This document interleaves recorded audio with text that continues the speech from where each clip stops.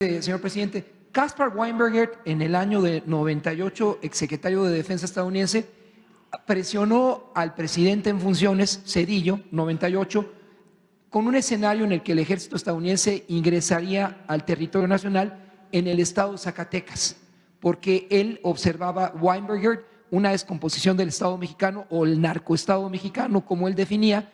Ahí le pregunto, señor presidente, ¿usted qué piensa cuando el Congreso estadounidense asume que el tema del narcotráfico es terrorismo? ¿Cree que en el fondo esas manifestaciones veladas en su contra, como el exabrupto de Golden, tengan el mismo sentido? No, todo depende de quién gobierne en Estados Unidos y en qué tiempo. Nosotros los mexicanos debemos de siempre recordar con respeto y afecto a Abraham Lincoln y a Franklin Delano Roosevelt. Son los dos presidentes que han tenido más respeto hacia México, los dos presidentes de Estados Unidos. Lincoln, republicano, siendo legislador, se opuso a la invasión estadounidense y eso le causó que no lo reeligieran. Lo acusó Polk, el presidente de Estados Unidos, de traidor. Pasa el tiempo, llega a la presidencia y en un momento muy importante para nosotros, porque querían los franceses volvernos de nuevo colonia, y Lincoln se entiende con el presidente Juárez, se va la familia de Juárez allá, hace Matías Romero una muy buena labor diplomática y Lincoln no reconoce a Maximiliano. Y eso ayuda mucho a que se restaure la República y se logre la segunda independencia de México. Y el otro presidente, bueno, Lincoln era republicano, y el otro presidente, Roosevelt, demócrata, se portó muy bien cuando se tomó la decisión soberana de expropiar el petróleo. Y fue respetuoso de la decisión del presidente Cárdenas. Tenía de embajador a uno de los mejores embajadores, si no es el mejor embajador que ha habido, Joseph Daniel,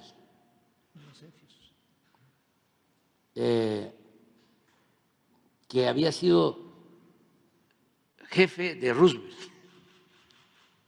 cuando Daniel fue secretario de Marina en Estados Unidos. Entonces llega Roosevelt a la presidencia y lo designa embajador de Estados Unidos en México. Y Daniel se porta muy bien, entiende el por qué actuaba así el presidente Cárdenas y nos respetan. Y luego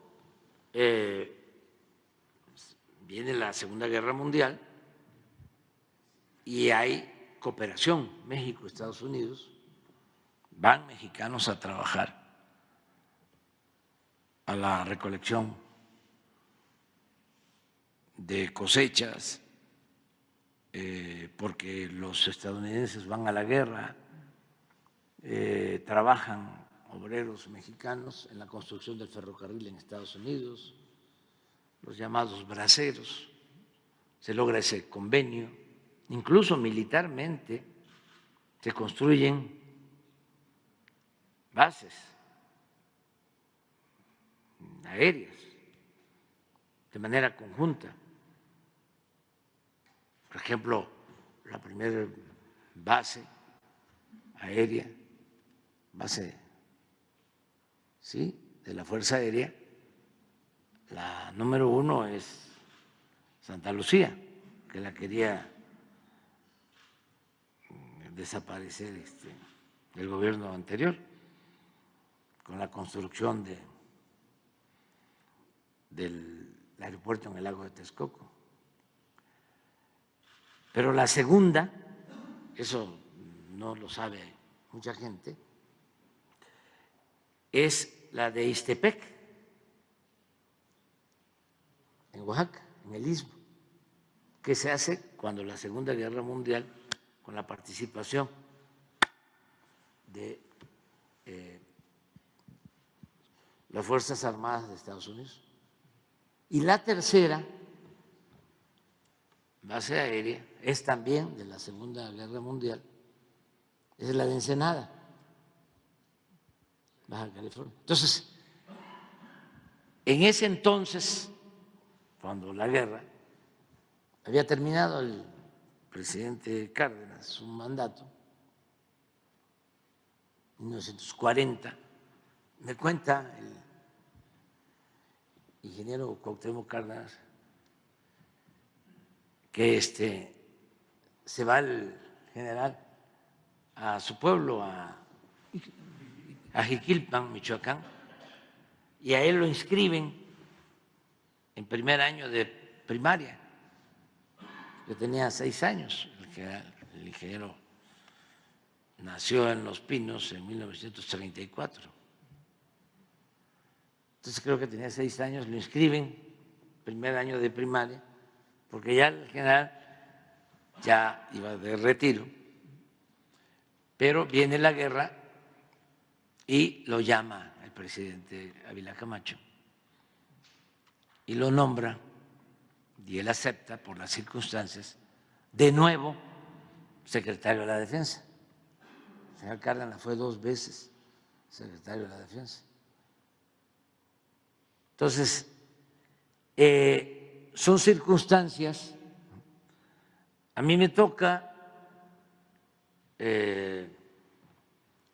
una parte del gobierno del presidente Trump. Se trata este tema que tú estás planteando de querer darle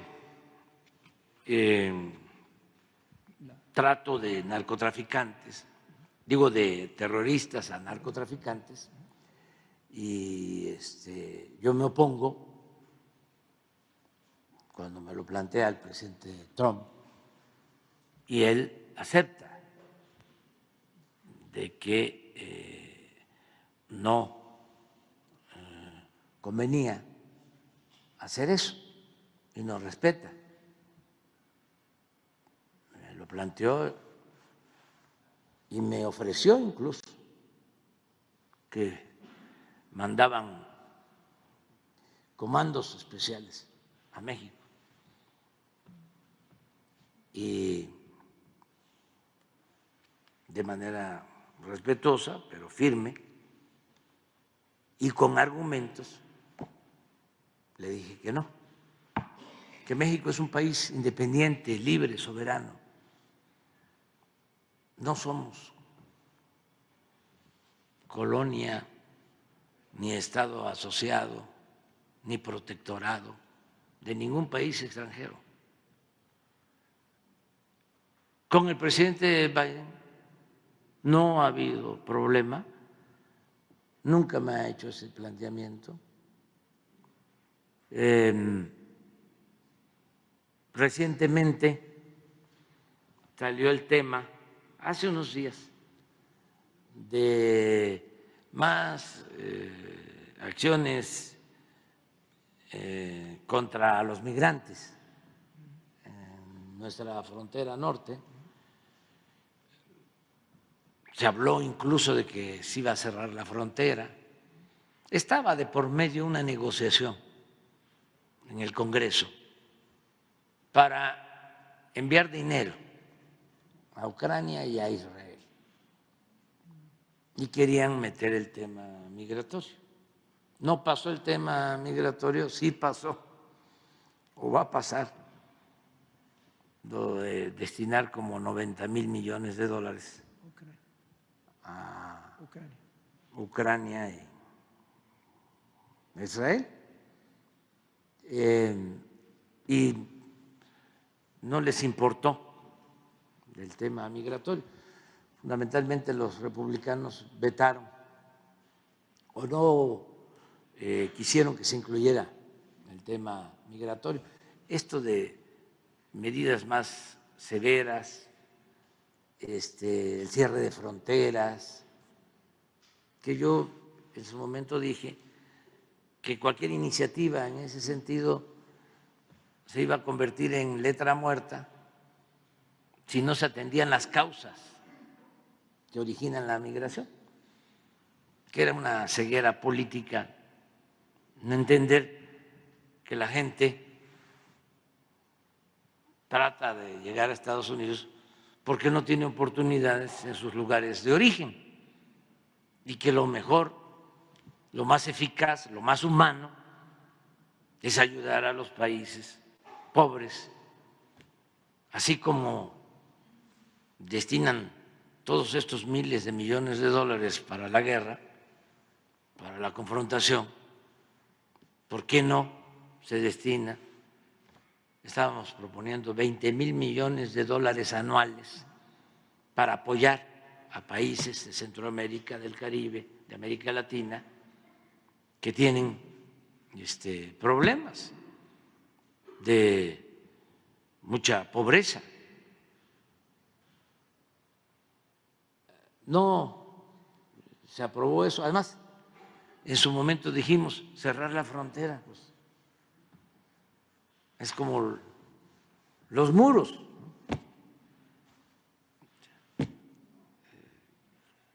¿Cómo se va a cerrar la frontera? No se puede. Es mucha ya la integración económica de los dos países. Nos complementamos. Se cierra la frontera. ¿Cuánto tiempo tardaría cerrada la frontera sin una crisis? 3,250 kilómetros. Sí, no se podría. Pero hay que entender que estamos en campaña o en temporada de campaña en Estados Unidos, en México, y entonces se exageran las cosas. Ayer, de manera injusta, pero por cuestiones politiqueras, se está queriendo desaforar, enjuiciar a Mallorca. Lo desaforaron o sí, aprobaron el juicio político en la Cámara de Representantes, pero falta todavía el Senado. Pero eso es propaganda.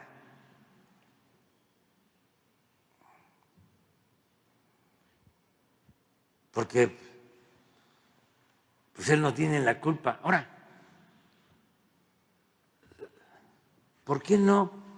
Si realmente tienen preocupación por los problemas que nos afectan a ambos países, en el caso de la migración, ¿por qué no aprueban apoyos para los países de Centroamérica, del Caribe? Primero. Otro, ¿por qué no le garantizan los derechos a regularizarse, a obtener su nacionalidad sin perder la nuestra, a los mexicanos que llevan años trabajando honradamente en Estados Unidos? ¿Qué partido va a proponer eso? El partido que proponga eso que va a regularizar la situación de nuestros paisanos en Estados Unidos. Desde aquí le vamos a hacer un reconocimiento a ese partido. Vamos a esperar, ¿no? ¿Qué tal que tomen esa decisión humana, justa? Lo otro, el caso del consumo del fentanilo, que es muy lamentable por todos los daños que causa, sobre todo por la muerte de los jóvenes, que republicanos y demócratas hagan un plan para atender a los jóvenes que toman ese camino por falta de oportunidades de trabajo, de estudio y también por falta de amor, de apapacho, por los problemas graves de desintegración familiar que enfrentan. ¿Por qué no echan a andar un plan así? Y por último, el 70% de las armas que se utilizan en México para cometer delitos, para cometer crímenes, entran de contrabando de Estados Unidos. 70% de las armas. Hemos decomisado en lo que va del sexenio casi 50,000 armas.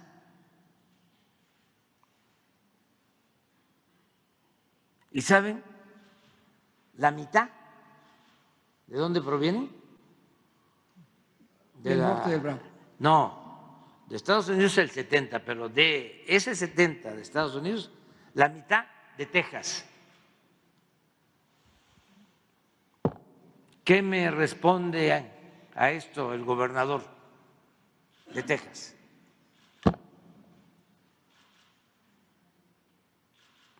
La mitad de todas las armas que entran de Estados Unidos a México provienen de Texas.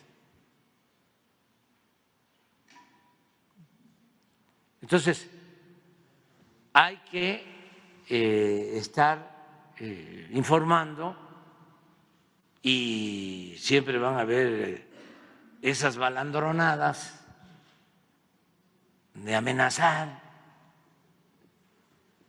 y que van a intervenir y van a tomar medidas unilaterales.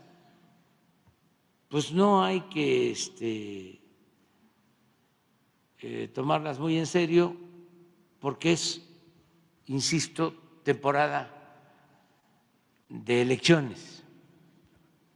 Entonces, con eso piensan, porque están equivocados los estrategas de uno y de otro partido, pensando que con esas mismas prácticas van a obtener votos.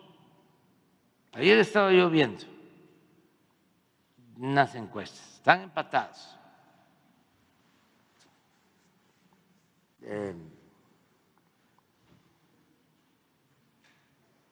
Tanto el presidente Biden como el expresidente Trump. Un empate. Pero hay una franja de independientes.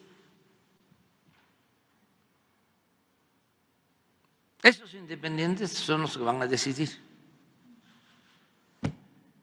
Pero los estrategas políticos piensan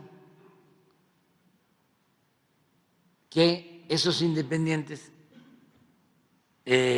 van a decidir si se toman medidas autoritarias.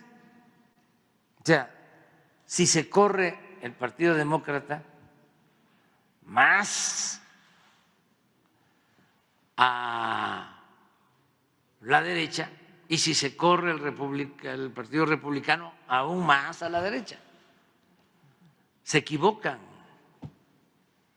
Los ciudadanos de Estados Unidos ya quieren algo nuevo, distinto.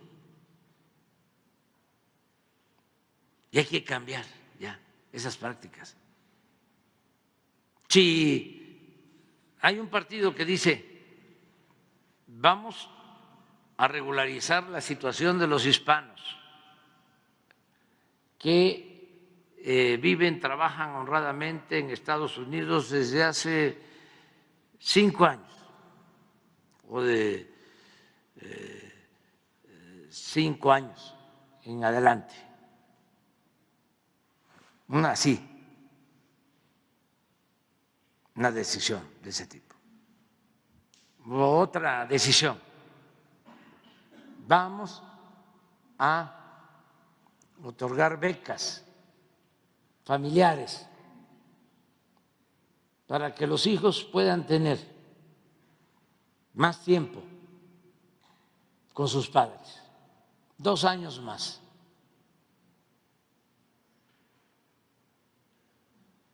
Y se les va a dar sus becas a los papás.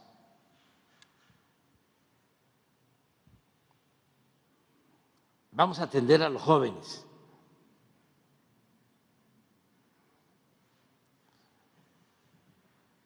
Y medidas de ese tipo. Vamos a buscar la unidad en todo el continente americano. Vamos a aplicar una política de buena vecindad, como la que aplicó el presidente Roosevelt, que llevó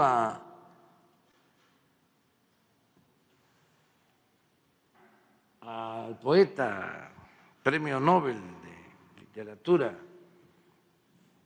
Pablo Neruda,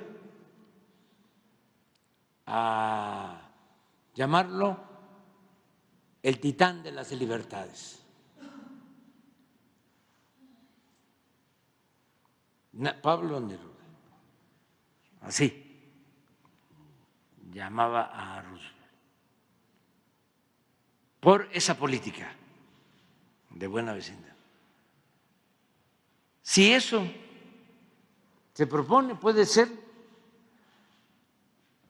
que los ciudadanos independientes que todavía no se deciden, que eso es lo que están esperando, algo nuevo.